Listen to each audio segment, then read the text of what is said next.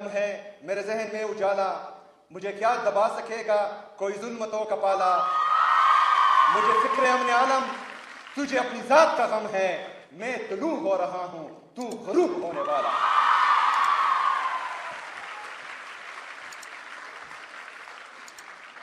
मैं अपनी तमाम बहनों को जिन्होंने आज अपनी डिग्रीज मुकम्मल की, चाहे वो बैचलर्स की हैं, एमफिल की हैं, पीएचडी की हैं, तमाम को दिल से मुबारकबाद पेश करता हूं और उम्मीद रखता हूं कि इंशाअल्लाह ताला आप इस सूबे और इस मुल्क के बेहतरीन मुस्तकबिल में इससे आगे अपना किरदार अदा करेंगे इंशाअल्लाह ताला। मैं उन तमाम स्टूडेंट्स को खिराज तहसीन पेश करता हूं और सलाम पेश करता हूं, उनके पेरेंट्स को, उनके टीचर्स को, जिन्होंने आज अपनी मेहनत और लगन से गोल्ड मेडल हासिल किया है। उन सबको मुबारकबाद। मोहतरमा वाइस चांसलर साहिबा, आज फिर आपने इंग्लिश में तकरीर की जो मुझे बिल्कुल अच्छी नहीं लगी। मैंने तमाम यूनिवर्सिटीज़ को ये हिदायत दी है कि हमारी कौमी ज़ुबान उर्दू है और तमाम तकरीरें उर्दू में होगी। और ये मैं दूसरी दफ़ा कह रहा हूँ और तीसरी दफ़ा मुझे फिर गुस्सा आएगा। बहरहाल वाइस चांसलर साहब, आपकी मेहनत से ये यूनिवर्सिटी यहाँ तक पहुँची है। हम आपको भी खिराज तहसीन पेश करते हैं, आपके पूरे स्टाफ को भी जो मेहनत कर रही है। आपको पता होना चाहिए कि एक माइंड सेट जिसकी मैं बार बार बात करता हूं कि उनको अच्छा नहीं लगता कि खैबर पख्तूनख्वा तरक्की करें, उनको अच्छा नहीं लगता कि हमारे बच्चे पढ़ें, उनको अच्छा नहीं लगता कि हमारे बच्चों के हाथ में कलम हो, क्योंकि हमें हमेशा बे से बंदूक ही सिखाया गया है। लेकिन इंशाअल्लाह ताला इस दफ़ा हम काफ से कलम ही सीखेंगे, बे से बंदूक नहीं सीखेंगे। कल सोशल मीडिया पर एक बात मेरे कानों से गुजरी जो मुझे बहुत बुरी लगी। एक बंदा कह रहा था कि मैं खैबर पख्तूनख्वा, क्या हम खैबर पख्तूनख्वा की बच्चियों को दोबारा गारों में भेज दें? तो ये तो आप लोगों का ख्वाब हो सकता है, लेकिन इन बच्चियों का भाई यहां खड़ा है और इंशाअल्लाह जो नहीं मिलेगा। हमने बहुत मुश्किल से खैबर पख्तूनख्वा में दोबारा अमन कायम किया था।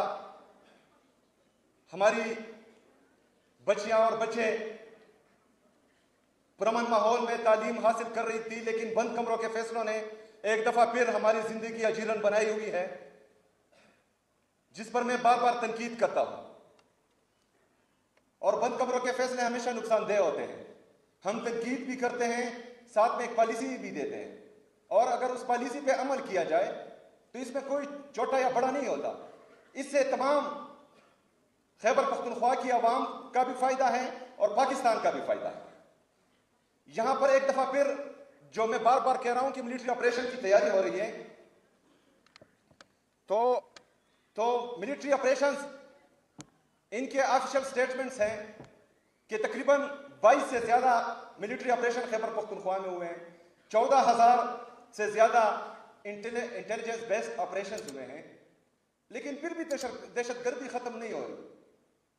अगर मुसलसल ऑपरेशंस करने के बाद अभी भी दहशतगर्दी है, जो आप मान रहे हैं कि दहशतगर्दी है, वो अलग डिबेट है कि कौन लाया, कैसे लाया, कब लाया।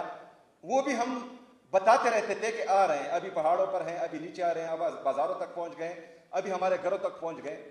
वो हम बताते रहे हैं, लेकिन तब हमें बोला जाता कि ये प्रोपेगेंडा कर रहे हैं, ये झूठ बोल रहे हैं। और मुराद सईद साहब की तमाम तकरीरें और तमाम स्टेटमेंट्स मौजूद हैं इस हवाले से, वो रिकॉर्ड पर हैं, वो हर बंदा देख भी सकता है। लेकिन आज एक दफा फिर अगर मिलिट्री ऑपरेशन किया जा रहा है तो कौम को एतमाद मिले, क्योंकि कौम को एतमाद ही नहीं है। वो कह रहे हैं कि मुसलसल एक प्रैक्टिस हो रही है, और तकरीबन 15-17 साल से मुसलसल एक प्रैक्टिस हो रही है और वो नतीजा खेज नहीं है। तो ये जरूरी है कि पॉलिसी शिफ्ट आना चाहिए, और पॉलिसी शिफ्ट बंद कमरों में नहीं, यहां खैबर पख्तूनख्वा की हुकूमत, खैबर पख्तूनख्वा के स्टेक होल्डर्स, खैबर पख्तूनख्वा की आवाम, यहाँ के मशरान तमाम को एतमाद में लेकर एक वाज़ेह पॉलिसी बनाई जाएगी तो वो मुस्तकिल और पायदार अमन में अहम किरदार अदा करेंगी। लेकिन बंद कमरों के फैसले अगर आप वहां से इंप्लीमेंट करेंगे तो नतीजा यही होगा कि 17 साल से जो है मेरे पख्तूनख्वा के अवाम दर बदर की टोकरे खा रहे हैं। हमने पहले भी कुर्बानी दी है, इससे पहले भी यहाँ ऑपरेशन हुए हैं, हमारे स्कूल तबाह हुए हैं, हमारे कॉलेजेस तबाह हुए हैं, हमारे अस्पताल तबाह हुए हैं, हमारे घर उजड़े हैं, हमारे मस्जिदें शहीद हुई हैं, हमारे उजड़े हैं, हमारे सड़कें तबाह हुई हैं। वो तो एक तरफ, लेकिन 2 दिन के नोटिस पे हम अपना घर बार छोड़कर पाकिस्तान के लिए कुर्बानी दे रहे थे और अपने घर छोड़कर हम बाहर आए थे पहले ऑपरेशन में, क्योंकि हमें लग रहा था कि पाकिस्तान को हमारी कुर्बानी की जरूरत है तो ये कुर्बानी हम दे देते हैं। मैं चूंकि अफरीदी हूं और मैं आपको ये वसूख से कहता हूं कि अब मिलिट्री ऑपरेशन शुरू होने से पहले पूरे अफरीदी कौम में एक भी भीख मांगने वाला नहीं था, ना मर्द ना औरत। लेकिन बदकिस्मती से जब मिलिट्री ऑपरेशन खत्म हुआ तो ड्रोन अटैक्स में, जेट तैयारों की बमबारी में, दहशतगर्दों के खुदकश हमलों में हमारे एक घर में अगर 5 मर्द थे तो 5 शहीद हुए, 10 मर्द थे तो 10 शहीद हुए, 20 मर्द थे तो 20 शहीद हुए, सिर्फ औरतें रह गई। लेकिन जब मैं अभी सड़कों पर अपने उन बहनों को भीख मांगते हुए देखता हूं, हमें बुरा लगता है। इसके कंसिक्वेंसेस हम देख चुके हैं। हमने बार बार कुर्बानी दी है पाकिस्तान के लिए, अगर एक दफा फिर कुर्बानी देनी पड़ेगी तो हम दरेख नहीं करेंगे इसे। लेकिन यहां पर नीयतों में फर्क है, यहां दहशतगर्दी को खत्म नहीं किया जा रहा, यहां पर पाकिस्तान तहरीक इंसाफ को और इमरान खान को खत्म करने की बातें हो रही है। यहां पर अगर दहशतगर्दी को खत्म करना होता तो हमारे साथ बैठते हैं, हमारे साथ एक पॉलिसी बनाते। हमने घर बार छोड़े, हम बाहर आए, हमारे लोगों के साथ ये कमिट किया गया कि जिसका घर तबाह होगा दहशतगर्दी के जंग में उनको 4 लाख रुपए दिए जाएंगे। 4 लाख रुपए एक पूरे घर के। पाकिस्तानियों जरा सोचो, जिसने अपनी तमाम जिंदगी की जमा पूंजी एक घर बनाने में लगाई हो और उसके सर पर सिर्फ ये एक ही छत हो और आप उसको बाहर लाए कि पाकिस्तान के लिए कुर्बानी दे, उसके बाद आप उसको कहें कि हम रियासत पाकिस्तान आपको 4 लाख रुपए देगा। मेरे पाकिस्तानियों, वो 4 लाख रुपए अभी तक जो है मेरे लोगों को नहीं दिए जा रहे, वो अभी तक नहीं मिले। तो इससे ज्यादा मज़ाक खेज मेरे कौम के साथ, मेरे सूबे के साथ मजाक क्या होगा। बहरहाल, मैं जब भी मिलिट्री ऑपरेशंस की दास्तानें याद करता हूं, क्योंकि हम अपनी आंखों से देख चुके हैं। हम रास्ते में खड़े होते थे, जो हमारी माएँ बहनें बगैर चादर के, बगैर चप्पल के इन सड़कों पर आती थी, वो हम देख चुके हैं। वो मंजर हमारे आंखों के सामने है और दोबारा हम वो नहीं देखना चाहते। और इंशाअल्लाह ताला इसके लिए मैं आपके साथ खड़ा होऊंगा इंशाअल्लाह ताला।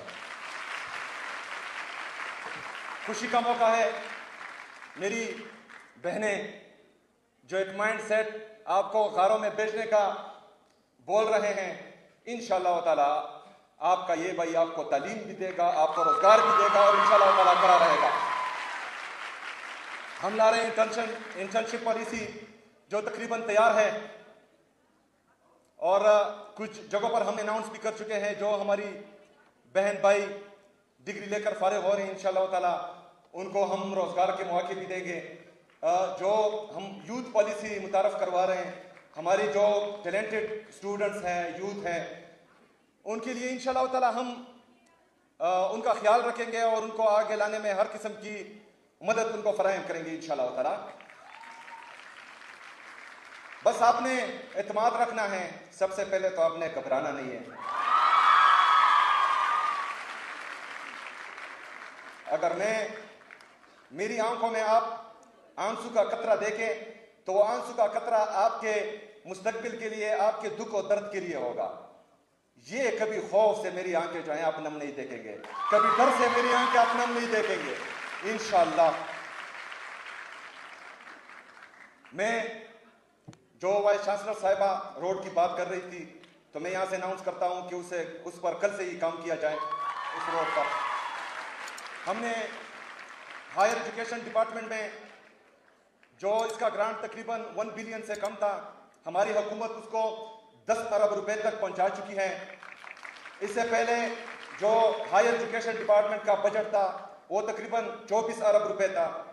हमारी हुकूमत अल्हम्दुलिल्लाह उसको 50 अरब रुपए तक पहुंचा चुकी है।